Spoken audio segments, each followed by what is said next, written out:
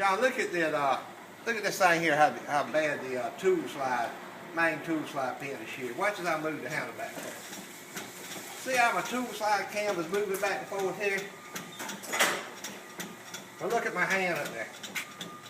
It ain't moving the damn drive shaft. So that pin's sheared in there, partially sheared or bent. That caused a hell of a lot of problems. Somebody evidently had way too much positive stop here. The next thing we're going to look at is the lift of the spindle.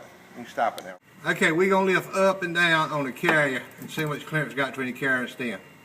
Alright, up, down, up, down. So we got about 2.5 thousandths clearance in that particular spot right there. And that is far from being a tight spindle. It's snug, but it damn sure ain't tight. Okay. Notice at the back of the machine, none of the collet draw tube nuts and bearings. The outer race is there, the inner race is not there, so there's nothing to draw a collet back in there or to retain the collet. So you have to buy 6 collet draw tubes. If we had those in there, we could check the preload or the load on the spindle bearings, but without them, we can't. We don't have an oversized machine that we can put in there and check the end play of the bearings. But with the wear that we see everywhere else, there's a doggone good chance spindle bearings are going to have to be replaced too. Okay, there's no electrical schematic. Now look at this god-awful gob of wires. Nut numbered, nut labeled. This would be a electrician's nightmare to figure out what in the hell's going on here to do away with the cookie and go back to a conventional feeding machine. And who knows if any of it would work anyway. If you had any issue with it, because there's no print sent other than this, whatever this amounts to here.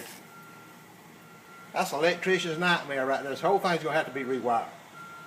On the Beeger lube system, notice that from this orifice to this manifold, it's missing the tube. So whatever this was supplying with lubrication, it ain't been getting it in a while. Look at the wear. You can see the imprint of the chain in the gears. All these gears in here are sharp as razor. Chains about the appropriate tightness, but them gears, they've all seen their better days. You can see the imprint of that chain. That's going to be a loud running machine. All these gears here need replacing.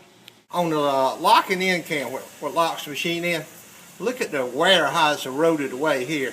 And when I feel that, there's about a 64th lip or rollover, because there's so much wear, it's actually rolled this over. So there could be some serious locking in problems with this machine. This needs to be changed too. Let's look in the gearbox. Look how the worm gear is worn out. Look at the clearance there. And as sharp as a razor. There's no thread clutch anywhere. All this is worn completely out. This machine might have made a good washer if you were reaming and shaving it.